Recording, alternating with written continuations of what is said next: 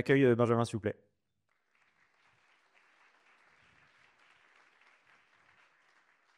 Merci. Bonjour à tous. Je suis super content d'être ici. Je vais vous parler vite fait de ce que j'ai développé comme petit outil pour suivre un petit peu la standardisation de nos équipes Analytics Engineering. En fait, on a une grande organisation chez Decathlon et elle est distribuée. Donc, c'est une particularité, c'est qu'on n'a pas vraiment en fait des objectifs communs. Donc, c'est assez difficile de suivre et d'avoir les mêmes comportements en termes de contribution sur des codes des bases de code qui sont justement un peu sur la forme des repos open source où il y a des contributions en fait qui viennent. Et du coup, moi j'ai commencé à faire ça manuellement au départ. Et puis ces derniers mois, ces dernières semaines, j'ai commencé à développer un petit outil qui me permet aussi d'automatiser ça, la remontée des informations et puis ensuite la visualisation. Donc c'est ce que je vais vous présenter là tout de suite. Juste avant, je vais me présenter. Ça fait à peu près 12 ans que je travaille dans la data. Avant de rejoindre Decathlon, j'ai travaillé beaucoup plus en tant qu'expert et technicien. Et puis en arrivant chez Decathlon, j'ai pris un rôle d'engineering manager. L'idée, c'était de construire l'organisation d'analytics engineer chez eux, chez nous, et de les animer justement à construire quelque chose en commun parce que l'objectif, c'était de péter un petit peu cette organisation qui était par projet BI. Donc, on avait à peu près 250 repos GitHub. Et donc, casser ça et d'avoir quelque chose où on arrive à petit maintenir, faire évoluer, sans avoir à chaque fois à tout reconstruire. Et puis, j'ai travaillé aussi sur le design des core data mart, de la semantic layer, d'essayer de rajouter justement de la modélisation et des standards.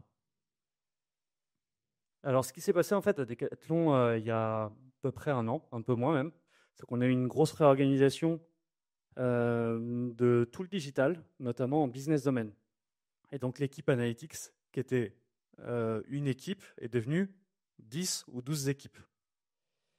Et quand on a 10 équipes différentes, on a des objectifs très différents aussi. Et donc, moi, ce qui m'intéresse derrière, parce que je suis encore le seul engineering manager qui peut regarder tout ça avec un œil et mettre des objectifs aux bons endroits, c'est d'améliorer et de regarder en fait le comportement et la façon d'ajouter du code dans notre code base partagé. C'est ce qui m'a amené en fait à développer cet outil-là. L'idée, c'est un dashboard, donc c'est la conjugaison de plein de petites technologies. L'exercice de style, c'était plutôt de le faire de façon très très light. Dedans, ce qu'on va avoir, c'est l'historique des contributions des PR. On va avoir le nombre de commits, les releases. Le plus-minus, ça va être si on ajoute du code, on supprime du code. On va pouvoir voir les outliers, voir l'historique et aller zoomer sur certaines PR qui nous intéressent, par exemple, pour pouvoir justement suivre si on va avoir justement des releases qui sont suivies de plein de fixes. Ça veut dire que peut-être qu'on a mis en production trop rapidement, ou alors qu'on va avoir, par exemple, des PR qui sont mergés trop rapidement, qui n'ont pas fait l'effort d'aller chercher du feedback. Donc tout ça, en fait, je vais essayer de le recueillir et je vais le recueillir à l'échelle. Comme ça va me permettre de remonter et de voir les outliers et d'aller voir ensuite les équipes pour essayer de comprendre un petit peu leur contexte. Alors, cet outil-là, je voulais le faire de façon light. J'aurais pu le faire avec la stack qu'on a à Decathlon, c'est-à-dire un data lake, un bazooka.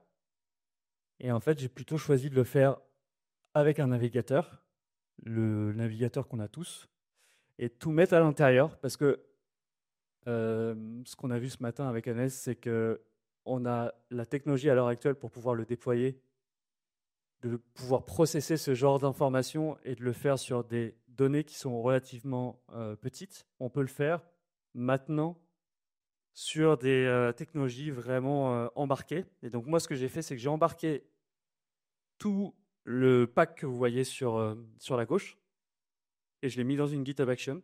Donc, on a la préparation. Merde. On a la construction des dashboards.